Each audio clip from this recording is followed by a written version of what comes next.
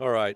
First off, just want to say thank you again to everybody that made last Saturday happen. The one thing about game day is there's a lot that goes into game day before game day ever gets here, right? From ticket sales to all the things that go on around the stadium, from parking to taking care of the stadium to event management. So many things that I know I don't see, but you guys or the fans see it on a daily. So there was a lot that went into it. I text Josh and a big group of his people. I just wanted to say thank you again. Like, those moments are very special. Obviously, wins help, but when they enjoy the experience and they can go home with a smile on their face and the way that they're treated and taken care of as fans, I think is a very, very special thing. So say thank you to that again. I was going to run through our MVPs. Sometimes I move on to the next opponent, forget to give recognition to one. So second week in a row, Pat Bryant offensively, Luke Altmaier, Melvin Priestley, and J.C. Davis. Thought Melvin and J.C. in particular, both those guys made big jumps from game one to game two. Very apparent. Fun part for us is the defensive look team guys going against it, emulating KU all week. We really felt up front. They had a couple of inside players that were good players, and General Hunt has been impressive, just keeps getting better every week. I know he hasn't got on the field for us at this point, but just really impressive young man in our program. Excited to see where he goes. And then Vernon Woodward is a corner that I thought KU, in theory, probably might have the best pair of matchup corners that we might face, since I've been here, and probably one of the better tandem group of guys that we'll see this year. So I thought Vernon did an exceptional job emulating those guys. Defensively, Xavier Scott, and I believe 5 minutes ago it just got announced he was the Big Ten Defensive Player of the Week as well. I think there might be some other accolades coming his way sooner than later, so really excited for Xavier. Miles, two guys that just continue to be impressive. I think they're the only tandem in college football that had both 2 interceptions on the season as well, so rare air there, really excited. And then a couple of newcomers, Dennis Briggs, really has been a guy since last spring. Has been impressive to me to see where he's come. And then I know he had the roughing call earlier. I think it was because he kind of hit him high. It wasn't when it was late. I think it was where he hit him. But was a very opportunistic guy. Made some plays behind the line of scrimmage. Really impressive. And Caleb Patterson at corner is just again since last spring to where we are today been very impressive. Offensive look team guys. Trey Petty, again, just a very, probably a different quarterback prep than it was against Eastern Illinois, but he emulated and did a really good job of showing us exactly what we thought KU's quarterback would do, and did a really, really nice job all week doing that. Hugh Bengers, also an offensive lineman, has really continued to get better for us every week, and an exciting guy to be around. So those two guys were look team players. Special teams MVPs, James Kreutz. James is a 4-core guy for us. James starts on every special team. He got a lot of reps on the line of scrimmage, but had 3 tackles and 10 reps on special teams on punt cover and kickoff coverage. Was a force to be reckoned with. And then also David Alano, just the 3 field goals, right? Just the execution of that. Obviously the snap, the hold, the protection have all got to be there, but really, really impressive. And then Tyler McClure, who's a young man, a lot of you guys know him from the Champaign area, just continues to do great work every day. Super excited. He was our special teams look team guy as well. So with that being said, I thought our guys turned the page yesterday. So on Sundays, we come over here. We basically put the game to bed, try to take advantage of the teachable moments, offense, defense, special teams. I have a short presentation, do a lot of the MVPs, and talk about some big picture items, and we usually take a break. We have a victory meal tradition here on Sundays that is pretty awesome. I think our guys took full advantage of that, and then we bring them back and kind of just turn the page, jumped into Central Michigan, obviously a 1-on-1 football team that 2 different games for them, overall, but have a tremendous amount of respect for, again, a head coach that I know fairly well. Guys that are on that staff I've known for a while. Coach Akey, their D coordinator, had been a guy that I got to know back in the day when he was at Idaho. Just really impressive staff. I think they do a good job overall. I know they'll come in here ripping and roaring. They play big-time opponents every year, and obviously this is a third step for us, a home game. We knew out of the gate that we're going to have 3 home games before we go on the road, and this is that last step in this road. So I think our guys will take the challenge very, very personal this week, and I'm excited to see where they can go and move on from. So with that, open it up. Aaron talked about the key. Now that the outside world is going to heap praise on them, yeah, for you guys to rein them back in. What's the key to that for a team to kind of flush that? You know what? I do think this team, since last January to where we are, they show me they have an edge. And then, to be completely honest, probably one of the most refreshing things for me on Sunday, again, Bret and Dan do a good job. They send me quotes from our players, and several guys, even new guys. Zakari had a comment about, hey, we'll take this film, we'll watch it and flush it and move on to our next one. I thought our guys turned the page from the Eastern Illinois to Kansas, which you normally knew that was going to happen, but even as early as yesterday afternoon, just the detail, the preparation, the guys coming in on Sundays, guys coming in today on Mondays, our day off, to watch Central Michigan and get a good full hold on them, I think is pretty impressive. So that was probably one of the big ones that jumped out to me. Is just, I don't think it's just rhetoric. I think they really believe it. Talk about the defense playing with an edge on Saturday. Like, what gives them that edge? How do you see that play out? I give a lot of credit to Josh Kreutz. I let guys get up and talk in fall camp, and Josh got up and talked about playing with an edge. And while he was giving this talk, I think everybody in that room responded because they know that's how Josh plays. And so we've been kind of making that kind of a theme for everything: offense, defense, special teams, and the defensive edge, no doubt in my mind, is being able to play the next snap. Right, like we all know, plays are going to happen. Even Saturday, they had kind of one series where it kind of got away, and they responded back very favorably right away. I told them yesterday one of our keys for the entire team was to play complementary STD, what we call our STD, TSD, tough, smart, dependable edge, right? And I think the big thing for us defensively was sometimes when things aren't going well, complementary football isn't how well the offense plays or the special teams, or vice versa. If the offense isn't doing well, have a defense make a play. It's sometimes within a unit where a player makes a play, right? So Xavier Scott rallying that, pick six, right? Xavier Scott, pick six. Miles Scott with another red area interception, right? Just made it a tremendous break on the ball. Sometimes those complementary moments come from one player rising up above the moment and putting the unit on his back, and that's exactly what happened. I tell you, a critical play for me, this is the second week in a row where, we put Mac Mercedes back there. The punt returner has had zero issues last spring, all fall, right? And we gave him another opportunity this week. So where that goes this week, I don't know. But I will tell you this. We commonly talk about it's not what happens, it's how you react to what happens. And to have a young man drop a punt deep in our territory, and he fought his tail off to get that ball back, right? There's a swarm of KU players that are going to be all around it, and he came out of that pile with the ball, which obviously was a tremendous point for us to not only give up points, but also to put that ball on the 20-yard line. So, again, a really bad moment where someone can feel sorry for themselves or respond and have the proper response. And his proper response within a split-second reaction was absolutely phenomenal. You mentioned it after the game on Saturday, but their stats, I know it's only 2 weeks, but Luke's on deep balls is one of the more efficient guys in the country on deep throws. Is there something – Barry has said he's always felt like he was talented in that regard. Is there something different that you're seeing from last year to this year on that? So one of the things that happens a lot as coaches, and then I would say this is probably more of an NFL thing, and I meet with the scouts every day, is they like comparables, right? And they who are people like? And the one thing I've always said about Luke since I was first around him, even when I watched his early tape, right, and then got around him in the first spring, he literally has all the touches, right? Sometimes quarterbacks have a good intermediate ball, but they maybe struggle in a deep ball. Maybe they are great on soft touch, but they can't fire one in there. And Luke has been a very impressive quarterback, and all the ones I've ever been around. He kind of reminds me of arm talent-wise, since I've been around him, of Brandon Allen, who's a young man that's been in the league about 8 years, that kind of similar demeanors, personality. Now, Luke could be Red Grange out here running that race compared to some of those other cats he's run against, although I know he got beat on Saturday apparently. But, Brandon was a good quarterback who really couldn't run very well, right? And Luke has, even on that quarterback draw, right? Like him to sift through there, his vision is really good. But I think the conversion rate is probably a little bit of a combo platter between our protection, our delivery of the football, and then also just you got really good players that he's catching the ball to, right? Like obviously Pat's been very, very good. You saw the deep connection to Zakari, right? I'm going to tell you that Ashton Hollins and Malik Elzy are very, very good deep ball threats as well, I think, with that size and that speed, because now their catch radius is just a lot bigger than small receivers. So really good there. Just outside that top 25 this week, I think your next team. Yep. Does that matter to you at all? Is it a big deal? Pointed out the guys today or not? I didn't. The only thing I pointed out was the guy that locally votes for us voted as 24, right? Most people that are around programs vote their home team up really high, right? Like that's something that happens, right?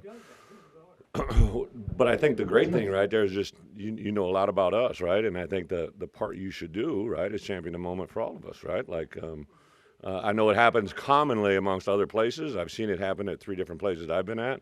So when your only vote matters, like I'm just asking you, yeah, well, I'm just telling you, right? Like I'm not asking for votes. I'm just telling you to vote with what you know. So I think the part that our players, I think from the outside world take respect in it. I think we'd be oblivious to the fan base. Think it doesn't matter, right? And then also just in today's world, social media where it is, stuff like that is good. But you know, I don't vote on the coaches poll for one reason, right? I don't want to have anybody talk to me about the way I voted, right? I used to vote on it all the time, so I refuse to vote on that poll, and it doesn't really factor into the ultimate poll, which is a CFP, right? So right now, without that ranking, that's the only thing everybody gravitates to. But I think our guys have had an edge for the right reasons. They want to play football. They want to win games. And I think that part was really, really cool to see that play out on Saturday. It wasn't about Kansas. It wasn't about their ranking. They wanted to play in the first rematch game where it was. Coach, coming off the win against a top 25 team and maybe looking around at the league a little bit and how some other teams have played, do you take a moment to look at the upcoming schedule and think maybe you have more of an opportunity than you thought you might have had? Yeah, to be honest, right, because of the timing of that game, I didn't even know.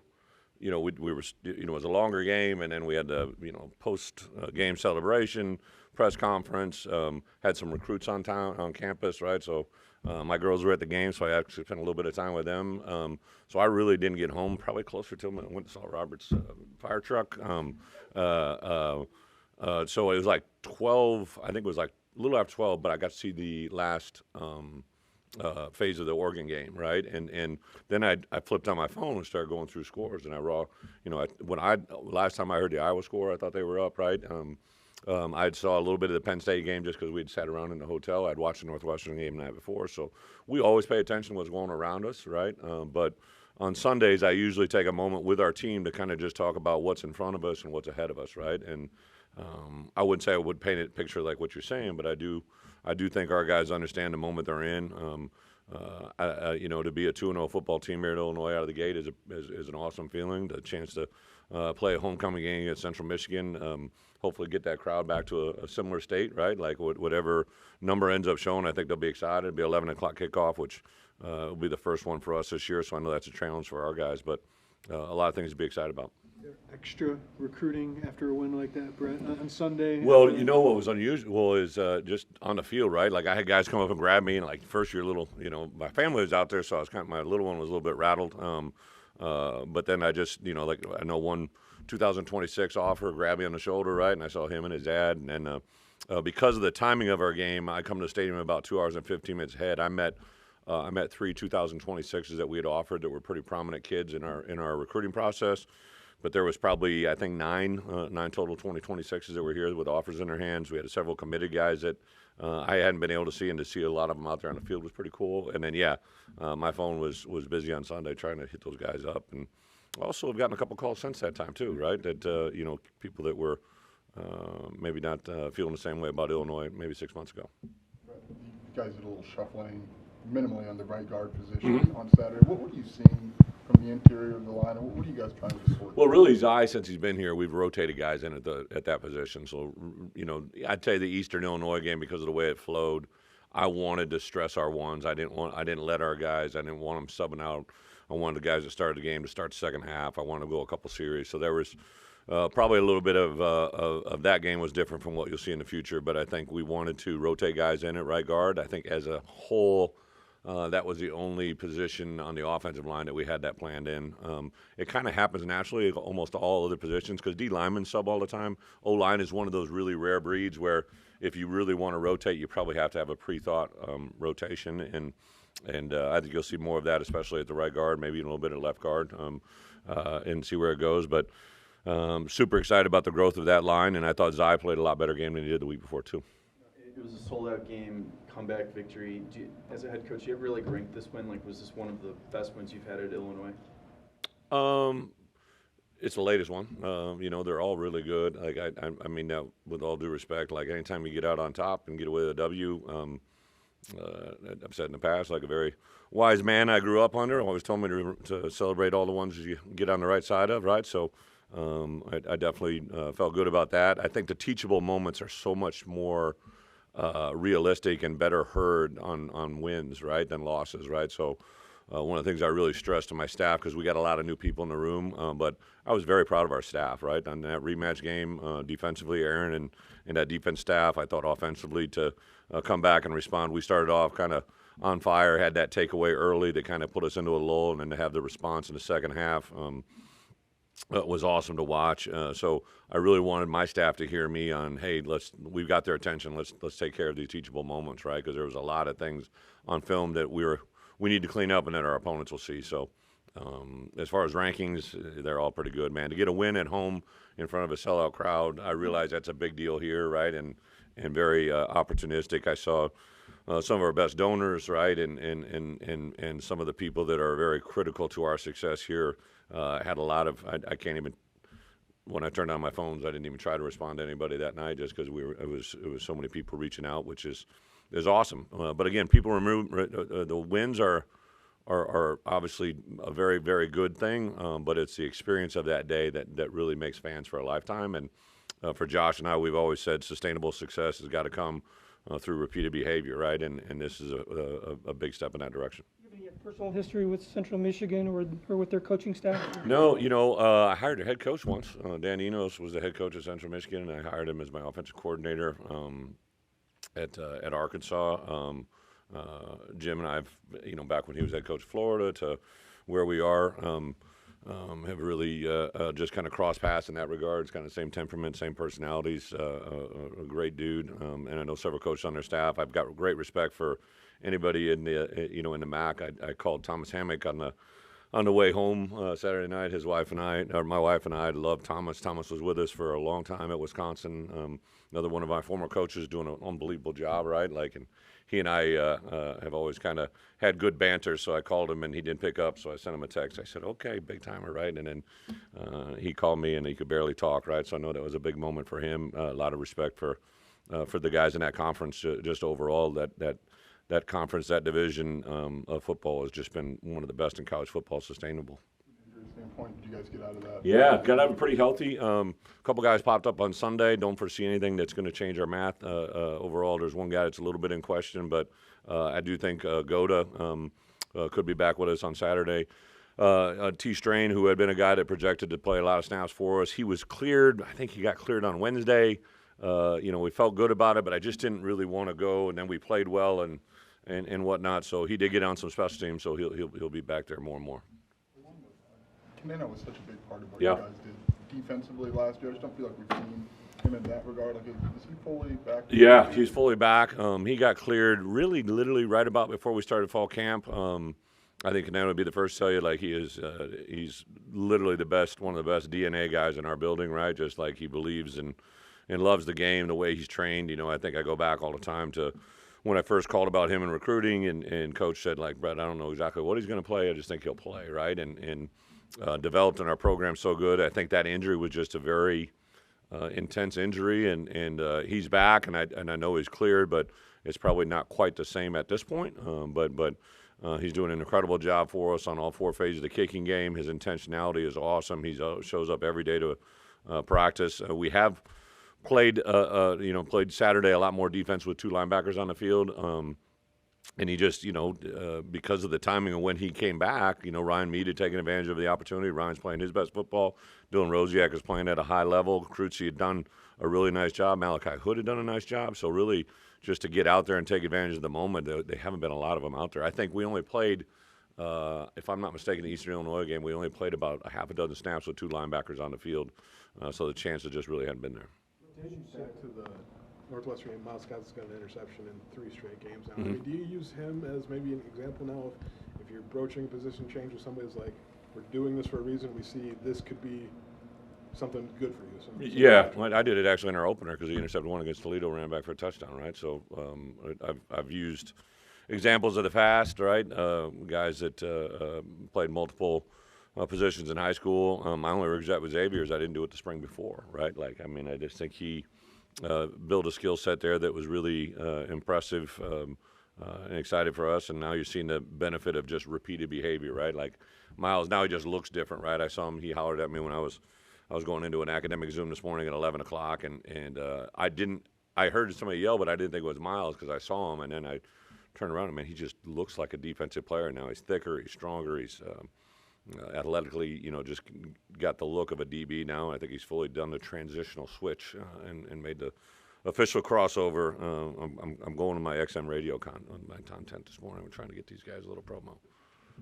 What did you see from the run game to get that going moving forward? What do you want to see? Whether it's well, again, I think I see a lot of talented guys. Obviously, I'm sure people were surprised at the end of the game to put Khalil Valentine in there, but I went in and actually gave Thad a handshake hug on Sunday morning because he's the guy that made that decision to put him in that moment. And I think when you have position coaches that have the confidence to do that, speaks volumes, right? Like, I'm not saying it won the game, but that was he kind of came in and did something a little different there that gave us a couple of first downs. But on the flip side of it, you're right. I believe one of the crucial plays in the game was a 3rd and 9 conversion to Caden Fagan as a run. I don't think people probably had that one on their bingo card, right? Like to get a key conversion on a 3rd and 9, basically the 4th read for Luke to get that. And then Caden, he was short of the sticks. Caden leaned over and got it.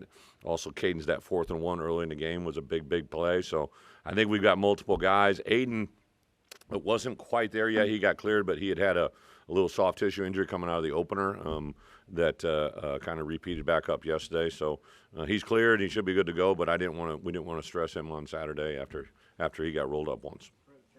Patterson, did he need last year to have the success that he's had? Yeah, I think some of those junior college guys, right, just like first when we saw Caleb on film, I'm like, whoa, right? And then you go see him in person, and I remember I walked in the door and saw him physically, and I'm like, whoa, this is longer than I'd actually thought, right? And then, but I think sometimes when those and again, he was a full academic qualifier, right? So we put a lot into finding junior college kids that are full high school qualifiers, just because I know you're dealing with a person that can be successful here at Illinois. And I thought he might come in and play, but after a while you could see he had the confidence. It was a big turning point for him last year. We put him in as a guy that defended their flyer, right, on the punt team, which is probably one of the toughest draws to play in college football, to be quite honest, to put you on an island and defend a guy that, is running full go at your punt with a ball in the air.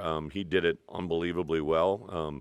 Really jumped out to me, so I knew it was coming. And then really just the diligence from the spring, the summer, the fall. I thought him and Corey, the connection those two have made have been really good. I couldn't be happier. Torrey Cox played another pretty good game as it goes. I know T. Brooks didn't get in, but T. Brooks probably had his best week of practice out there to put himself in a position, hopefully, to be there. Jaheim Clark had his best week of practice. So now we got 3-4 corners that you feel comfortable with, and that's good. And that's taking Xavier out of the mix because we were going to play T-Strain inside. But Xavier just continues to, I can't say enough about that young man. Like, he's just opportunistic, tough, intelligent. Really impressed with who he is and where he's becoming. I think that allows those other guys to play well around him. Is it tough to move him off that position given what it is? Actually, when T-Strain got dinged up that day at practice, I literally told the defense staff, and I told him, you talk to your wife a lot, right? So I said, should anybody get hurt today? I said, actually, we had a guy get banged up during fall camp. I said, but this might be the best thing because I actually think Xavier might be our best. It might put our best DBs on the field, right? To have him in the lineup as a star and to have those other guys at corner. So I'm excited where it's going, but I do think depth is a really good thing. Right, your defense has caused 8 turnovers in the first 2 games, only giving up 17 points. What have you seen from Aaron and them in these first 2 games in the year? I think they're just opportunistic. I said I think after the game, CTO, TTY, catch the ones they throw you, and our guys have had a couple thrown to them. They're making incredible breaks. I mean, Miles Scott again. It was a cover 2, actually a bust to the field. It should have been 2 deep safeties there, and then he just read it, baited it, and then drove himself into it. Xavier, just to hear him talk about it, but also to see. So I showed the team a lot of times defensive plays are missed by that much, right? Like just that much. And it's usually when they see something they don't totally trust and believe it to accelerate as fast as they need to make. And Xavier Scott saw that one. He knew what we were playing, which put him in the call literally put him in that position to make that play. But it's one thing to be in the position. It's another thing to do it. And he pulled the pin, ran, caught it at its highest point, and then obviously accelerated it. Didn't love his post-game celebration, which we had a comfort about. Also had a come-to-Jesus moment about his video capabilities in the locker room, which we don't need any film producers in this market. It was so ironic, right? The week before, I was sitting at home because we played on Thursday night, and I saw these Instagram Live things happening with locker rooms, and I went to Brett Moore and Pat Pearson, and I said, hey, have any of our guys ever done this? I've never seen it. I've never been on Instagram in my life. And they're like, Coach, we haven't done it. And I literally put it on my list to cover on Wednesday or Thursday with the team. Just kind of got caught up in the moment. I didn't really want to be a negative Nelly, so I'm like, okay, we won't go with it. And then bingo, right after the game, right, that one popped up. So it should be a quick curtail to that moment, I think. But also, it's fun to see our kids grow. It really is. On Saturday, like, obviously Zakari fit a need for what you guys wanted roster-wise, but you kind of alluded to you guys fitting a need for him in his career. So what's the value of that when those two things? You know, Zakari, I mean, I know you guys, he doesn't really love it. Even when they came up to me and said, let's put Zakari in a press conference, I go, does Zakari want to go to the press conference, right? Because sometimes he doesn't want to talk. But I thought I saw him last week step up his game in preparation. I know I witnessed it, right? And then the way it kind of unfolded in the game, and I knew that early touch or that early turnover. I do want to talk about ball security, right? Because I think that's something he can improve. One of our goals this week is everybody to improve individually, including me, right? So one of the things that I'm going to really challenge him is the things that are going to prohibit him from being the maximum him, right? Because he's got incredible talent. That sideline toe touch is special. I mean, I know the vertical one-hander. I've seen him do that, several times already. But that one on the sideline, to have that, you saw him look, put his feet, to have that ability to do that, that's not a natural thing, right? Even in our wide receiver room, there's probably only a couple guys that could pull off that play, right? So, and to give a lot of credit to Luke, any ball that throws, that Luke can throw, I think realistic without having someone in his face, like when he's in the pocket, set himself, and even on the move, that was a throw to his left. Like, you throw that's Aaron Rodgers stuff, right? Like, I'm not saying it's Aaron Rodgers, but, like, one of the things that was tough to defend Aaron Rodgers was his ability to escape to his left, right? And as a defensive unit, you always know escape to the defensive left, to their right is always a big deal with a right-hand quarterback. When you got a righty that can throw going to his left, that's Mount Everest error. That's rare error. That's just not a common thing. Coach, it's homecoming. Is that an opportunity to visit with some former players? How important it is to keep those guys in the Mikey Dudak is our guest captain. I'm excited about. I remember playing against or coaching against him, and then I met him at a function. I'm just like, man, this kid's going to be a guest captain. This is great, Mike Dudak, right? So I call him, and I'd actually contact Kurt Kittner. Kurt was going to try to do it, and then Kurt's coaching his son, so his youth football schedule got in the way of him being a guest captain, but we'll get him back sooner than later. So I called Mike, and I know him, but I don't know him well. And I said, hey, would you be interested in guest coming? He goes, yeah, I've been kind of waiting for this call. I'm like, oh, that's classic, right? So I took the zinger. Homecoming is great for everybody else, right? Like, I'm telling you, another must ticket. If you can see Justin Moore Friday night, that's a good buddy of mine. Literally one of my favorite people in this world. I won't be able to watch him. My wife, I'm sure, will go take in some attendance. But Justin on Friday night will be a great start to the homecoming weekend. We had the tradition on Sunday, which my kids love it. Like, we went to dye the fountain orange on Sunday morning, and was absolutely awesome to see that experience again and see all the people after the run. I think the homecoming world is great for alumni and fan bases, but I don't think as a player, I don't know if there was homecoming, right? Like, you just don't experience it. But it's definitely being talked about from the outside world. So we made our guys pay attention to it. Luke has had a clean sheet on the turnover side, no interceptions. Is his decision-making taken even another step since last year? Luke's, obviously everybody's going to go back to the Penn State game, right? But, Luke's comprehension and understanding of football is at a high level, right? Like, so we have meetings where it's just kind of me. Barry's in there sometimes, but then we have a one on Friday where it's just me and the quarterbacks, and I let them have the clicker, which means he has the remote, right? So he's running through plays, and Luke's ability to speak with confidence and volume, and then it's kind of fun to watch the other quarterbacks speak to Luke, right? And what we got going on in that room is really pretty awesome. And I think, Luke has the ability to understand where things are, how they're going to play out. He really, whenever I've talked to that young man, even going back to last year when it wasn't great, like, he tells you what happened. He isn't like hypothetically guessing. He's not like saying, hey, I saw this and I did this, right? Like, he tells you what it is, and his response and his ability to make the most of that moment is really, I think, changed. That's the biggest differential from last year to this year. Thank you.